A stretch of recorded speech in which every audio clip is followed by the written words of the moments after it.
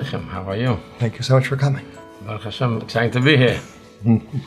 The goal of this project is to see Emunah at work.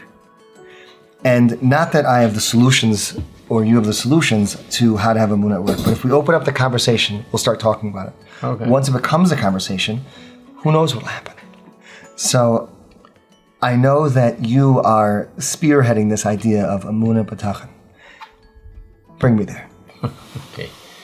Emunah is the foundation of all we have, right? That's the foundation of our das, of our faith. Is everything is built on Emunah, and then together with Emunah, I'll explain in a minute. Is another aspect which is called Bitachon, and the Torah teaches us that with Emunah and Bitachon, which are 2 points, you got to come to your Gimel to Gimel. So it's just easy to remember. Aleph Beis Gimel. Everybody knows Aleph Beis Gimel. I live with that. I went through a big nisayon, a big challenge in life. Highs, lows. Hashem gave me a time in my life where I was working to help my father and building a big company, a national company. And Baruch Hashem, it was succeeding. It was long work from a company that was maybe employing 70 when I first came there, and at a certain peak it was over 1,000. And then Hashem wanted it that suddenly there was an attack. I call it a pogrom, and everything was destroyed. So you would come up for serving Hashem with planning and building. I built not only a business, but Baruch Hashem, with Hashem's help, we built a community there. In the middle of the corn stalks of Iowa, a Jewish community arose, where who would have believed that they had to attract people to come live there. They had to know what kind of education to have for the children. And that wasn't a 20-minute bus ride. It was isolated. The nearest Jewish community was either an hour and a half, an hour, 2 hours away, and also was out of school. 3 hours away was the first. You had to build a cheder for the boys, for the girls, and then a yeshiva. I'm just saying infrastructure-wise. You had to attract somebody who would want to have the food supply, grocery store. It took a lot, teachers. And there was really all around what the plant needed. She needed shachtim to live there, you needed ma'ashichim to live there, you needed all that. And Baruch Hashem, success. And they were building and growing. And that Emunah and Bitachon is there also. I wanted to talk about that because when you're in it and you're racking, sometimes it says, when it's tough, have Emunah. No. Like, I'm talking about now. Exactly. How do you do right? Everybody talking about Bitachon. Oh, you have a problem? Have Bitachon. I say you're doing good. Have Bitachon. Right, more so. Of course. Because you have to identify. Hashem wants you to always bring Him into your life. It's easy to see Hashem when you're learning Torah, because that's His Torah. It's easy to see Hashem when you're doing a mitzvah, because it's His mitzvah. Why are you doing a mitzvah? Why are you putting on tefillin in the morning? Because Hashem wants you to put on tefillin. Why are you davening? I'm davening to Hashem. Hashem is very visible, very, very, very open in your consciousness at that point in time. And so that is easy. You always have the Yitzhahara trying to push you with other thoughts, whatever. But basically, when you're working in the workplace, and that's precisely what it says. And I'll quote you a lot, Shar Bitachon, simply because over there it's in a very orderly fashion. But then you find it all over. That Hashem he says that the reason why Hashem made it where a person has to go to work is because He wants you to be at work with seemingly physical situation.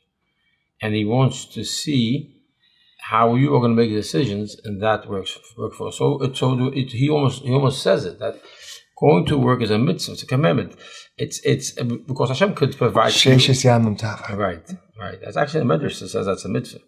So he says that's a tzivui, but he says more. Why do you have to do a status? Why Hashem can provide for you without a status? What is it? Why do you have to go to work? People say, "Oh, you have to go to work. I got to do a status." Where do you get that from? I have to go to work. Where's that come from? Why do you have to go to work? Hashem is infinite. Hashem is the greatest. It has a racham infinite. So why wouldn't He create a person that it doesn't have to do anything? Why doesn't He give the person? He creates the person, give him everything he needs to live.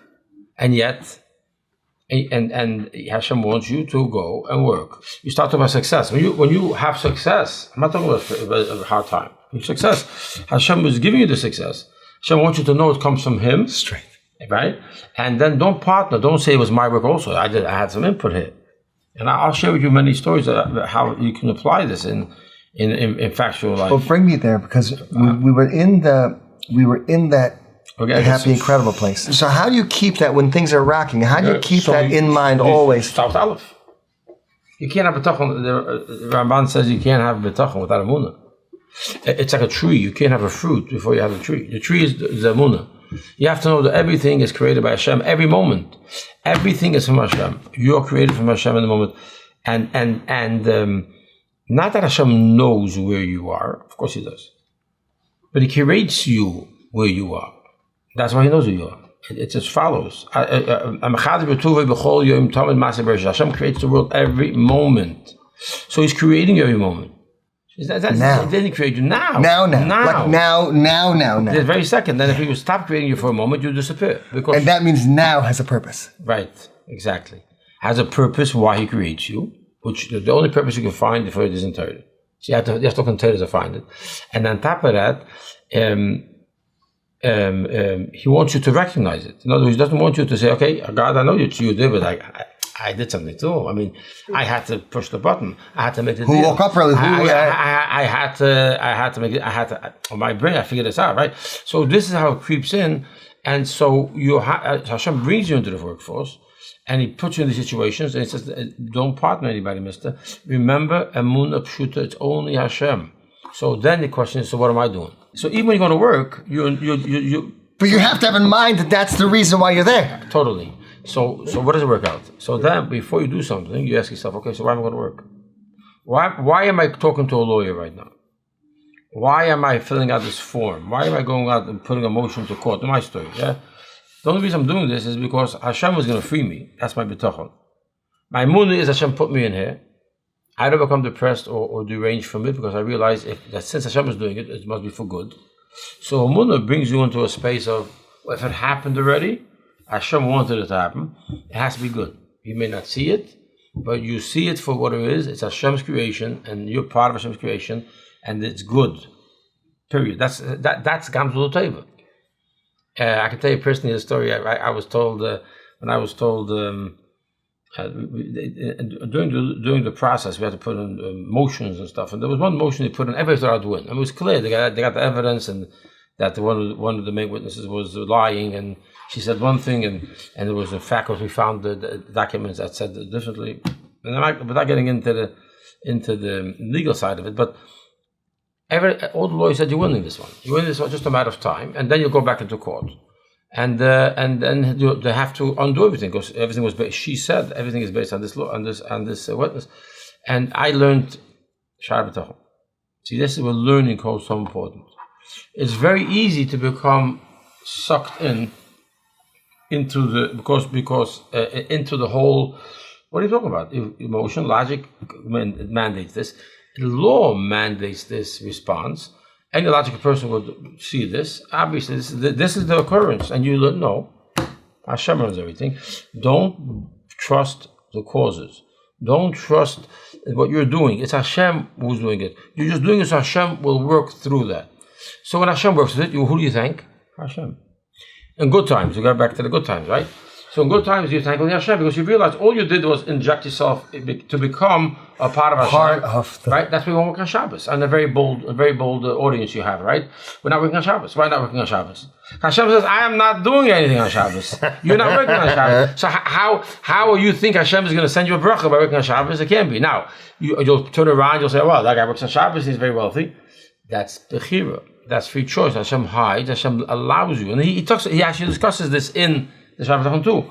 But just the way his Torah tells you is, if you're not gonna work on Shemitah, because the money you make on Shemitah can't be good. It can't be good. Hashem says don't work. So how do you think you're gonna do something and accomplish something if Hashem is not part of it? But if you really saw the whole cycle and all the causes, you would realize that your work is actually breaking the chain. No. If you were working on Shabbos. Again, yeah, for sure. Then you see that you broke the whole chain. Exactly. Meaning, you think uber chacham that you're gonna exactly. You broke the whole chain. Exactly. So that's why a person doesn't work on Shabbos. So in good times, if you understand why you're going to work, and he gives a fabulous motion. He says, Laibel says like this: if Hashem would give you food right in front of you, and you see it in creation, Hashem would put a plate of food right in front of you. That means it's ready made, it's cooked, ready to eat. If you don't pick it up and put it in your mouth, and chew it, swallow, and ingest, you won't be sustained. Hashem says, Sholom Mordechai, I'm going to sustain you. Right? Laibel, I'm going to sustain you. I'm going to give you food to sustain you. Here's the food. And you see, the way he created you is Laibel has to pick up the food and put it in his mouth and chew. So what are you doing? You're becoming part of Hashem's way of fulfilling his promise of sustaining you. Now, if you choose not to pick up the food, you can't blame Hashem for staying hungry, right? Why not? You promised the same. So now he says, okay, now go ahead. What happens if you have to do more causes? What happens if you do more causes? Hashem won't deliver the food pre-cooked into you. Hashem will put the food for you in the pantry. Okay? Yeah. So now you have to add another cause, another siba, which is to take food and cook it and eat it. So all you're doing is become weiter. What happens? It's part of Hashem's chain of causes. What happens is he put it in the pantry, he puts it in the store. So now you have to do more. And he almost words it like the more you have to do, it's not such a big madriga, you know. We say by the month that the further you had to walk. Yeah. I have time to think about it. And he discusses it. I mean, there's so much.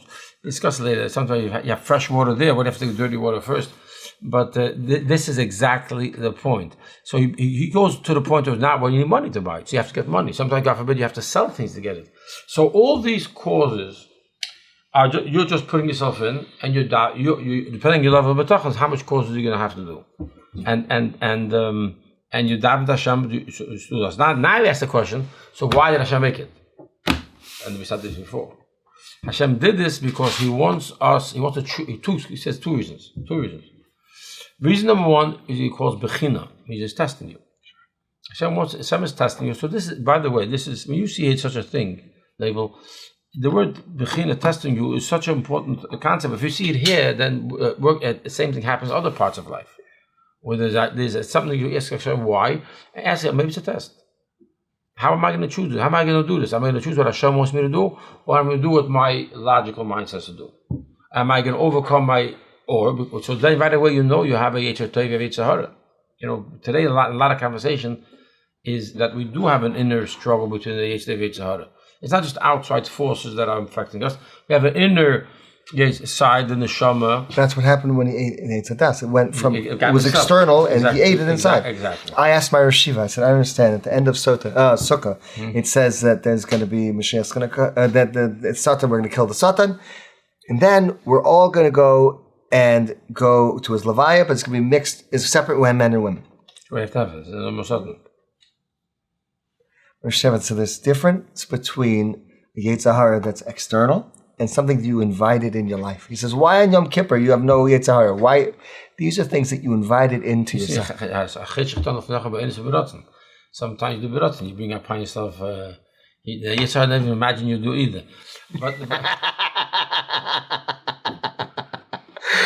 So bring me so here you go. So in good times, you have to know Hashem is making us work because Hashem wants us to test us. Are we going to make the right choices during work? Are we going to work honestly? Are we going to work without fighting? Are we going to work without competing incorrectly? Whatever it is, are we going to charge interest? Big question. People, the big incentive in the workplace. Talk about Emunah. You have money. Another guy is charging interest and seeming to make money easy, and you are told you can't charge the interest, and you give him money to work with, but it's a mitzvah. So these are the constant decisions. That's why my Shiva says you should have a business that's kal v'naki. He says kal means it's easy, means there's no startup costs, low startup costs, and naki, he says, means that you're not going to have to lie. Yeah. Some businesses you have to. Yeah, so that's a business you're avoid, okay? Kal v'naki. Yeah, the word have to is so the question is right. You have to. So I'm asking a question. You say you have to. Does that mean is that a sibah for Hashem to work with you? The word have to be suddenly dissolved. Who says you have to? It would have to dissolve. I mean, you could say now, I'm a Yid and it doesn't matter. I'm going to do this thing as a Yid and I know I'm a cog in the wheel and I'm doing this as a Kiddush Hashem. Yeah, exactly. And you're crazy. Exactly. But not crazy. Why are you crazy? I'm saying someone's going to say, you're crazy. You're not crazy. I'm Jewish and you're connected to Hashem in a whole different way. That's why Chnifa, he talks about Chnifa in the worst possible way. What's Chnifa mean? Chnifa means you're going to a rich man. You're flattering him because you think he's giving you something. So you think you have to flatter him to get something from him. I mean, what's your bitachon, mister? He can't give you anything that's not yours, and you're not getting it from him. He's just part of Hashem's process to get it. I had a sales guy yesterday tell me, he said, Laibel, he says, I love your product, I want to push it. I said, great. I said, commissions are good. He says, no. He says, I only take commissions for my work. He says, I don't want the mental. He says, I'm clear. He says, I can make $1 million for my job tomorrow. Hashem wants it. He says, I like what you do. I'm going to push it out. I said, I'm going to find a way to give you. He said, Laibel, I'm stubborn like you can't imagine. He says, I'm telling you, it's not happening. He says, God can give me. If he wants to give me, he gives me straight. There you go. He says, I don't need any. So many of us, when I talk to my guys, and I have this conversation with a lot of my guys, we're in the good times. So I tell them, so what happens when it's not so good? You have to daven in the morning. I had this amazing story where we're in the world. So we have this amazing Yid. His name is Chaim of Apfel. And there's another Yid on the other side of the continent that's in trouble. And he jumps in for free. A high-powered guy. And he jumps in to help me on the legal side. Literally. And 4 years worked into a penny. And he's a guy, I think, in a very high, one of the big companies in corporate finance or whatever. And then he had a criminal lawyer working with him, but he understands what to do, so he was working with him. And then they basically gave him success. And he found things that were clearly, like I said before, was clearly in his mind were going to free me. And before he put the papers in, he tells me I'm coming Monday. And I'm going to talk to you. There's a pile of papers this big. So it's a few hours. So I want to come as early as possible because the visiting is only from like 8:30, whatever it was, until 2:45. Time. They give you a room and you sit with your lawyer. So I said, good, but when you come, it's coming Monday. Monday? No, you can come Monday. Why can't you come Monday? Because Monday's only visiting. Because you can't come 8:30 because I have a minyan then. The only time I had a minyan then was Monday mornings. Later for Wednesday also. So he says, come on, I had the time. I said, listen, we're talking about Sibis. I'm going to work with you because my argument is to get me out of prison. No. I'm talking to you because Hashem wants me to talk to you. We're going to present the argument we're supposed to argue. See, it fits. It's a one thing fits all. Before we spoke on the phone, we always said Tillim first. I said 6 Tillim, different Pitlach.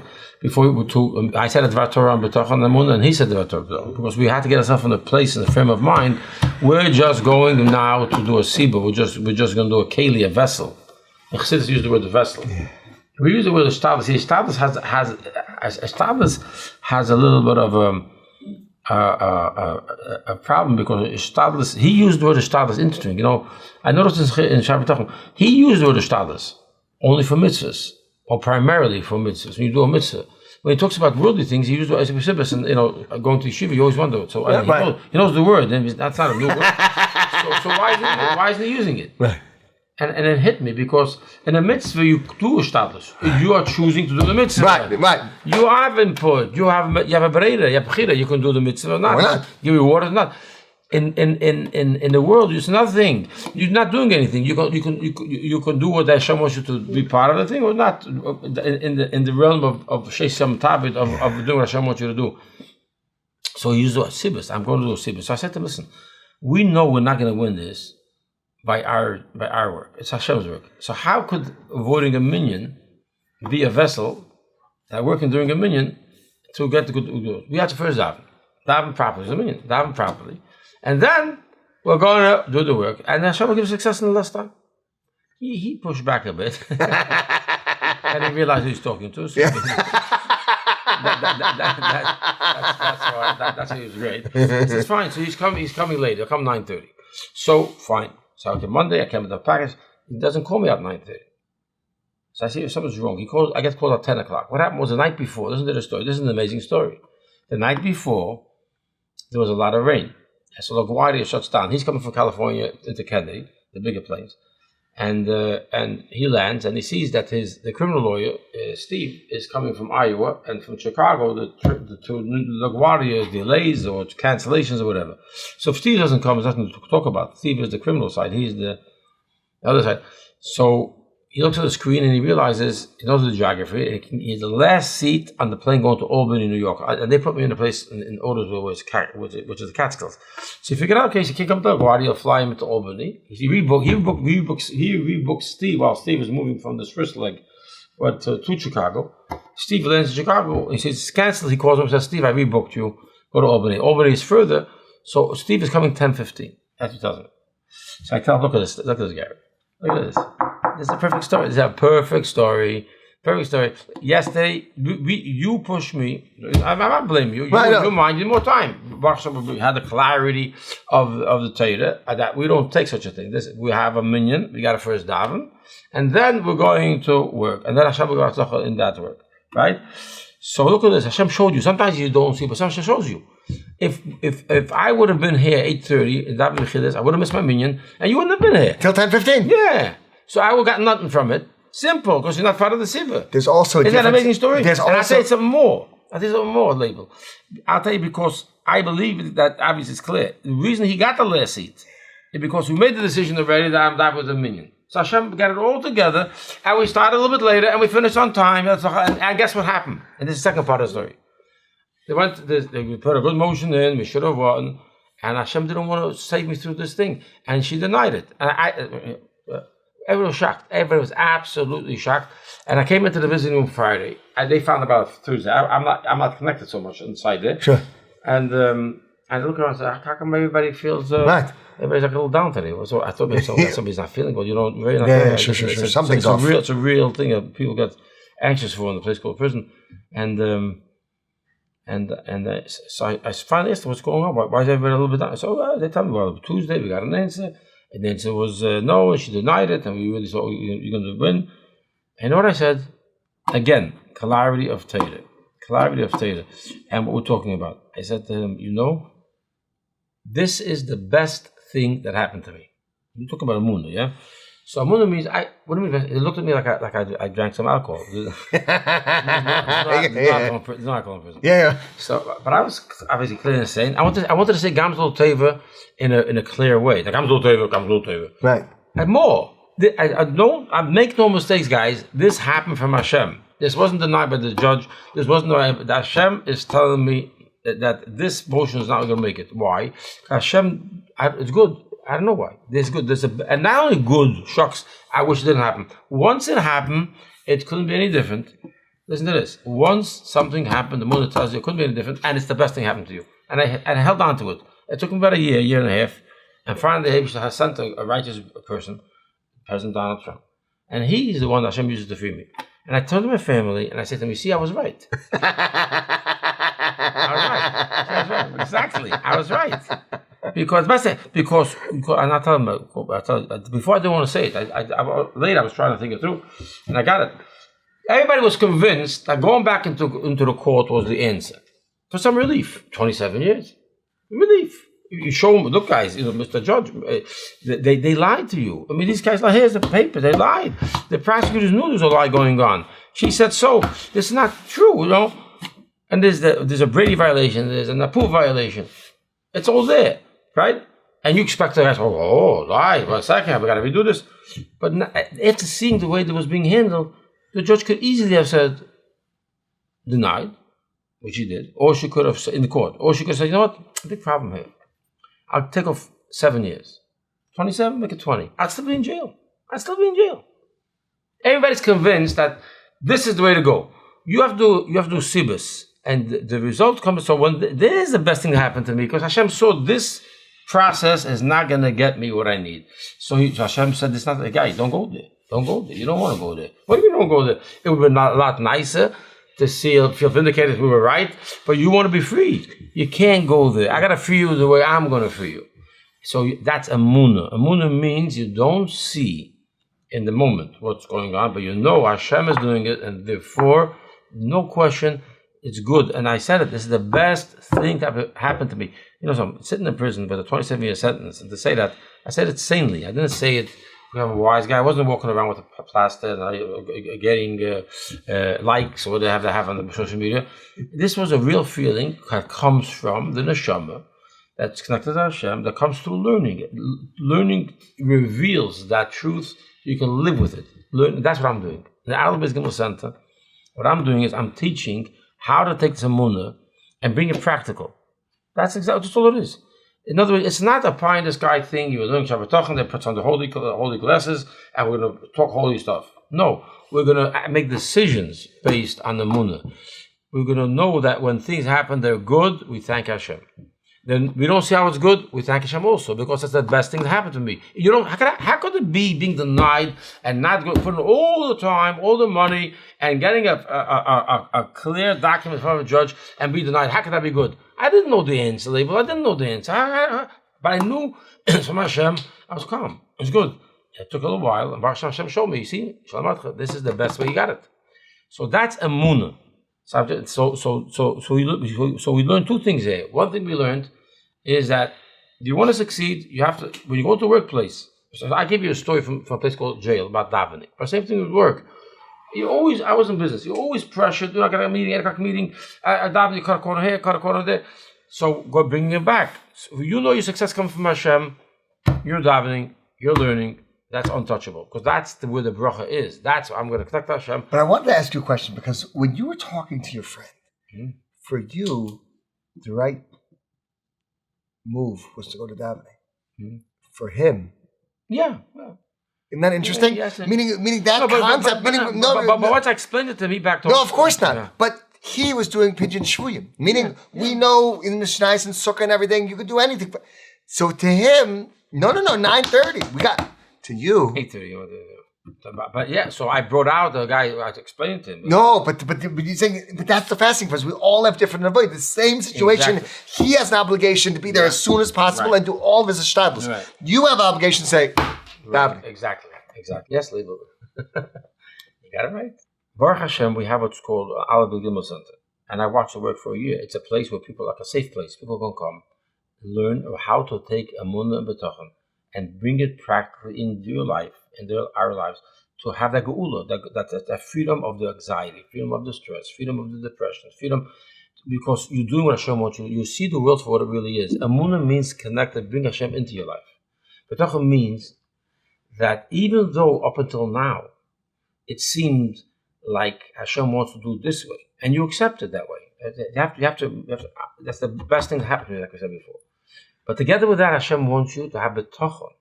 That now, because of your bitachon in Hashem wants you to trust Him, to give you a good that you can also see, so you'll be saved from your tzara. So Hashem will change things. Bitachon means that yesterday, what happened until now, is not a proof of what will happen today and tomorrow. Not because you decided, because Hashem is telling you. Because you live with Hashem. I live with Hashem. I have Emunah in Hashem. I know Hashem is now with me. And Hashem, so I agree that whatever Hashem is doing, I receive it until with this simcha. point. So I'm not depressed. I don't feel like my life could have been any different. But also, what led me till now was had to be perfect by definition. Right. But from now, I have a choice. Right. And Hashem wants you to tell Him, okay, like Chana now. Chana says to Hashem, I know you created me like this, not being a child, but I want a child. You want me to tell you I want it. I want a child. Hashem says to her, if that's what you want, I will change now everything for you. The whole table. And I'll give you a good. I'll change the whole table. Mamish. The whole table. Exactly. I'll change everything in my creation because you, Yudala, are listening to me. You brought me in your life. You see that everything is good, and I'll give you now a good that you can also see is good. And Rabbeinu Yonah says that it's based on the process. Go out to war. You see an army that's bigger than you. Don't be afraid. Because Hashem will help you. So this is our Laibel Gimel Center. You come, you'll learn about who you are. You're in a neshama. You have Torah mitzvahs. Connect to Hashem. Take your emunah and bring it practically into your life. And now, what's the campaign about? We have an ability to expand it because the place is smaller. And we can now do it more space, more people, more yudalach. I got a call last night. During the campaign, a boy calls me up. He came and listen. I give every Thursday night. I give many shurim. I speak to 200 people a week. I give shurim for women. I started a called Heal the Heart with the Emunah and Bitachon series. 6 series. How to have self-esteem with the Emunah and Bitachon. See? Practical. Not just pie in the sky. Practical. How do I have self-esteem? How do I overcome fear and anxiety and fear?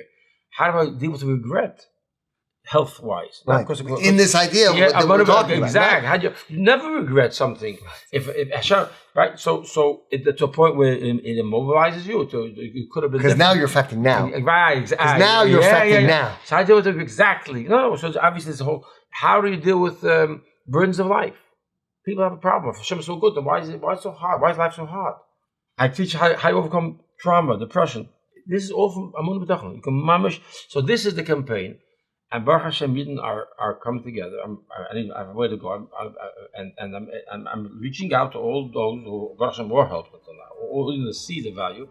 It's a place, an emotional, healthy place where people can come and learn how to take Emunah and Bitachon and bring a geula into yourself, so you can serve Hashem with simcha. You can be happy with who you are. Walk around Nuchan Nefesh. And that's true of all of the human tongue. That's it. And thank you, Laibel, for giving me the ability to spread it. I want to thank you so much for coming. For one, it's a dream to meet you. And to have this experience. I always end these with traditional photography. Yeah. So I always end these with gifting you a portrait. Okay. Is it okay if I gift you a portrait? Yeah. Thank you. Why not? This way. Gorgeous!